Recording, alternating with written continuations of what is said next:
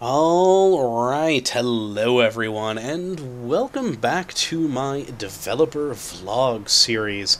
And today is kind of an interesting episode, mainly for myself, because I'm going to be showing off not a finished game, or technically finished game, like the previous two episodes, where I showed you all my sort of casual arcade style games that I made just to get sort of an idea about how to put games out there to the public.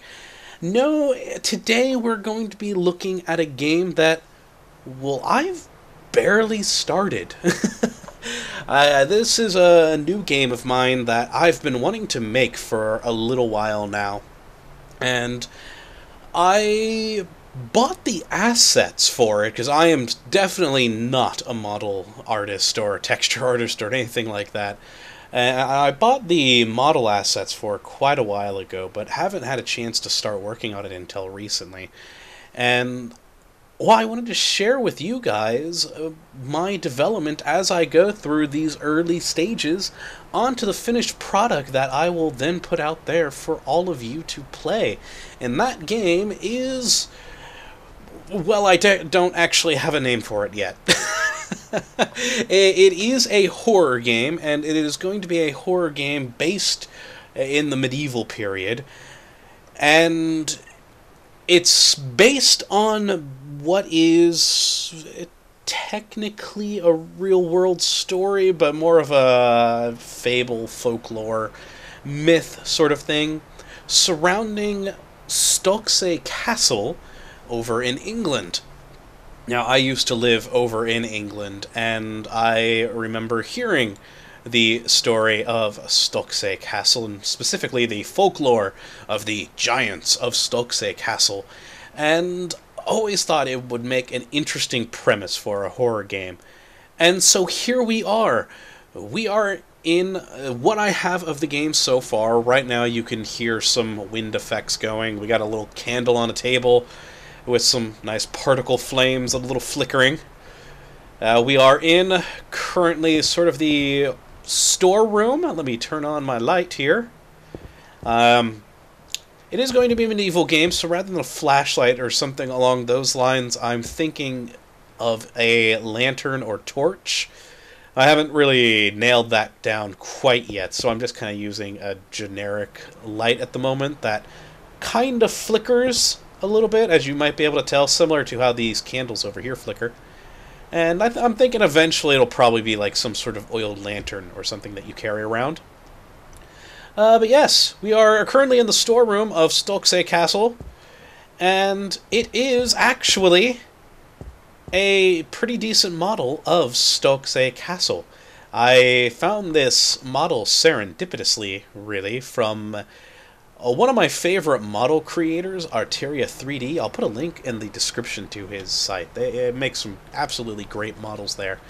And he happened to actually have a castle model based off of Stokesay Castle. So when I saw that, I knew I had to make a game on that story that enthralled me. And here we are. Now, I do apologize for any lag in the game right now, but it is quite early in my development. I essentially have plunked down this model asset, put in some terrain, some basic sound and lighting to try and set the mood, which as you can see it is quite dark in here right now.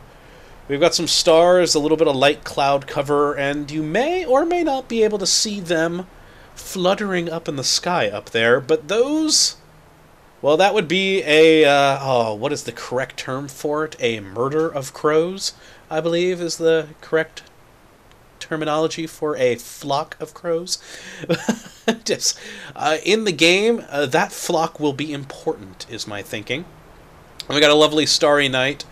The cloud cover is interesting right now. It's procedurally generated clouds, but they're not really generating. I'm a little sad. I see a few sparsely populated within the area. Which actually, I kind of think that might be causing the lag if those aren't producing themselves right, because they are particle effects. Huh. Like I said, early development. But yes, yeah, you guys can't really see much of it right now as it is with the lighting, because it is currently in the moody, dark night sort of lighting with torchlight and all that. I will sort of go back into the Unity engine to light up the map a little so you guys can see what the place looks like a bit better. But I'm just going to kind of show you around the map as it is right now. At the moment, the main part that I have finished up is this castle itself. Now we've got the gatehouse over here. If you come up to the wall here, we've got the ramparts. We've got a few buildings and some trees and scenery out that way. Some very crappily rendered water down there at the moment. That will be fixed in the future. And we can sort of go along these ramparts, and you'll be able to see a few other buildings out in the distance. You can see some lights over there for some small houses. And we can't really see the tower there. You can kind of see the black silhouette. Oh, there's some more of those clouds. And they're not quite populating how I want to. But yes, this game, as I said, is kind of going to be based off of the folk tale of the giants of Stokesay Castle. We've got a church over there you can't really see all too well in the darkness.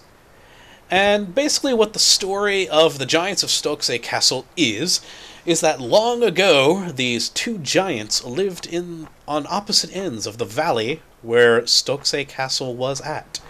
And these two giants collected all sorts of loot, and they would store it in a vault hidden beneath Stokesay Castle.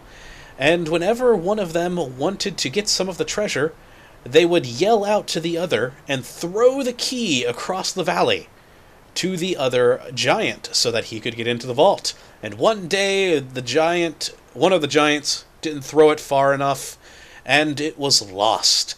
And so the story goes that these two giants searched and searched for the rest of their days to find the key to their treasure, but were unable to. And to this day, the ghosts of the giants still roams searching for the key and the treasure. The treasure is protected by a giant crow.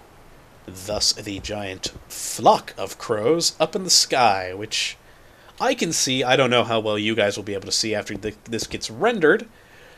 But yes, that is the story. Now, the game will be sort of loosely based on that. We are at Stokesay Castle. You are going to be a person wandering around this castle and eventually the surrounding area of the castle, searching for that key to find the treasure. All the while having to deal with the crows rather than one giant crow. I'm going with a flock of crows who are protecting the treasure. At the moment, that's sort of my premise for the game. That may change. As I said, early development. Yes, we are in the hall now of the wonderful Stokesay Castle model. Which, one of the things I do want to point out that I am quite pleased with is the sounds of footsteps. We got the stone steps right now. Go outside. Slosh, slosh, slosh, the dirt steps. Back in, stone. And then, even if you jump on this table... Oh, if I could get on the table. Wood. It's the simple things that make me happy. But yes, we have a nice castle here. I've still got some lighting issues to fix in here, as you can tell, as some light is peering through walls. The place itself is pretty well furnished at the moment. I've got a lot of good little bits and bobs going around here. We're in the kitchen now, of course. We have the cellar down there, which is currently full of water, because... Yeah, I need to work with that. Right now, the water is just a single plane going all around the castle. I need to actually make a custom geometry for that. Up here, we got some nice little pelts on the floor, a fire with no wood. Yeah, wonderful magical fire. Nice wood walls. Go back in through here. Now, this castle is where you are going to spend most of your time in the game, which is why so far I've kind of been focusing a lot on it.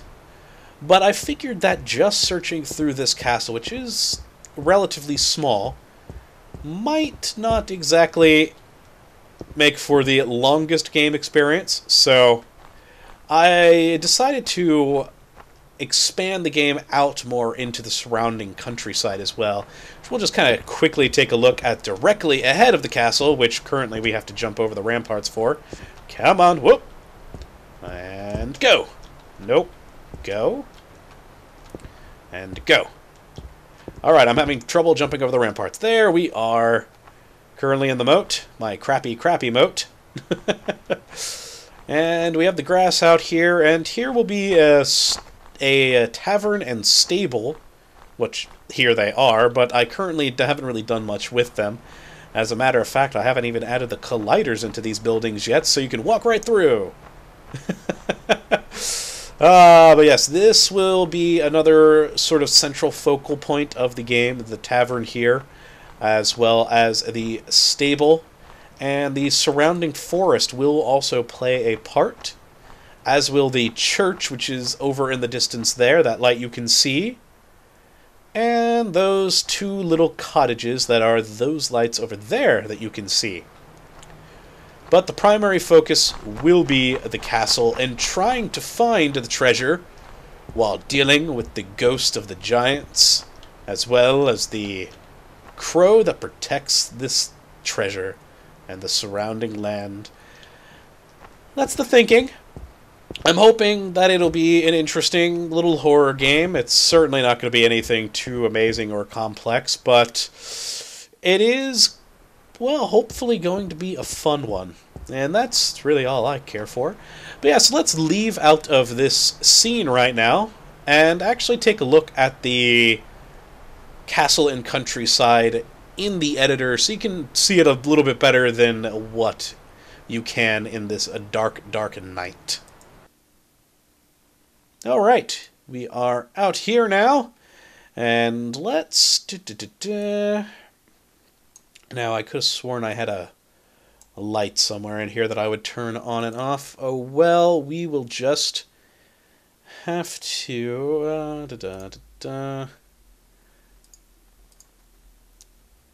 There we go. We'll have to change the ambient light. Ooh, that's... There we are. Let's put it to something like that so it's not entirely bright. And yeah, as you can see, we have this castle here, which is, again, the lovely castle built by Arteria 3D with some of my terrain clipping through it here in the editor, but it doesn't clip in the scene when it produces it, so that makes me happy. Alright, let's make this a bit bigger here. We have, as I mentioned, the tavern and stable here, the cottage over there, and whoop, the church right down here, which will be the sort of major focal points outside of the church. And right now, I've only kind of made a border forest just to sort of give the impression of a tree line, but eventually those will be fully fledged forests with, you know, something to do inside of them. I still haven't exactly decided what yet. But your primary adversary in this game will be the crows. And right now there is the giant flock of crows circling around the castle here, which actually, if we play the scene right now with the ambient light as it is, whoa, it looks a lot more hideous. But you can kind of see the crows up there a little bit better. There's a lot of them. And you can see the exterior of this castle a bit more. It's quite a nice model. I'm very pleased with it. It was definitely a good purchase. As I said, I really do love Arteria 3D's models. He really, really makes some good stuff there. And yeah, you can see the crows up there. You can see the clouds a bit better now as well. So those are processing correctly, which I am happy about. But the crows will be very important in the game, not just as a cool thing to see, but it will actually be a part of the mechanics. Still haven't figured that out entirely, but it'll play a role. So yes, this is basically where I am in the game at the moment. We have this terrain here. Ooh, which, if we zoom out to... I would have thought it would be a little bit better lit up. Yes, we have a large terrain here with a surrounding countryside and a surrounding forest. This one will be better populated to actually be the forest you sort of explore in, and then the rest will, of course, be generic sort of scenery. And, yeah. Quite pleased with this so far. It still has quite a long way to go. As I said, basically right now there really is just a terrain and the player controller, which you can walk, sprint, jump, has different sound effects for walking over different bits of, or different materials on the terrain, and sort of an ambient background sound, and that's basically it. I still need to work out other environmental sounds I want to put into this game. Exactly how I want to scare you, because it is a horror game. I've got a lot of fun ideas in my head for exactly what I want to do in that regard. But I need to make sure, of course, that they actually work in, sort of the environment of this game, and that they're not just contrived things just to get a jump scare, because I don't like jump scares for the sake of a jump scare, but if the jump scare has a purpose, then I'm cool with it. So I've just got to find the right balance of exactly what I want to do, exactly how I want to aggro the crows on you, as they are your main enemy. They are what is going to try and keep you from getting to the treasure. And, well, you'll have to find where it is, hidden within the castle, by finding clues hidden outside of the castle. I will admit, it will have a few small elements similar to Slender, and not because I'm trying to knock off Slender, but because there are some interesting mechanics. But it is going to be its own game, focused mainly on the on an exploration aspect, far less than just a survive until you find everything aspect. Hopefully that gets across well. We'll see. As I move along development, I'll be showing you guys more of the game, and as I bring in new mechanics into it, I'd love to get feedback on it. And basically, anytime I make one of these videos, I am looking for your opinions, for your ideas. I would like for you to help me shape this game, because I would like for it to be something that a lot of people can enjoy and find a good, entertaining scare out of. And, yeah. So, please do give me any suggestions or tips or whatever that you do have. I would love to hear them. And my terrain's going very wonky right now. I think I hit something I shouldn't have. So, before I screw anything up, I am going to let you all go. So I do hope you have enjoyed this video. I hope you keep watching my future vlogs on this game. Hopefully, over the next few weeks, I bring in a lot of new stuff into it, and we start to see a actual proper game rather than just a terrain you can walk around in. So, I hope you come back for those episodes and share with me what you think and how you think I can make this better. So, thank you for watching, and as always, my friends, have a good one.